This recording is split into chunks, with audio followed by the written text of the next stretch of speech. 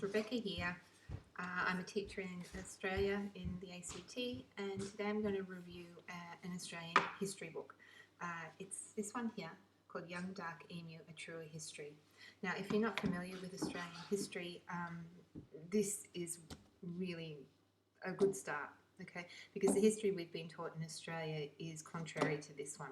So what we had in Australia was that it was, let's say, invaded by white people, British, that came to colonise the place. And what we've always been taught in Australian schools is that the Indigenous people that we had in Australia were nomadic. They were hunters and gatherers, and they didn't really have any agricultural system. And so therefore it was considered not civilised, and the British just took over. This book, I'll show it again, Young Dark Emu, A Truer History, actually turns that on its head. What he does is, Bruce Pascoe, the author, goes to the diaries, the first-hand accounts, the illustrations of early settlers, and actually shows us that the Indigenous people of Australia actually did have an agricultural system. They lived in villages, they had homes, they were able to use, they had complex systems for fishing, they had crops. That's the word I'm trying to find. They had crops, and it was very, very complex, and we haven't ever been taught that.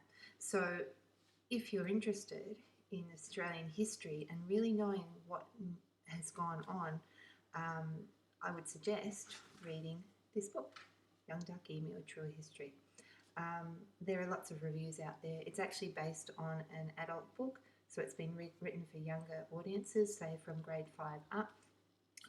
And the chapters, I'll just quickly show them to you because it's important to see.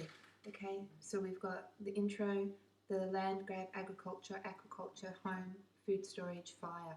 They're all things of that we consider civilised, and these are what our Indigenous people were using at the time of the invasion. Go and get it, go and read it, borrow it from a library. It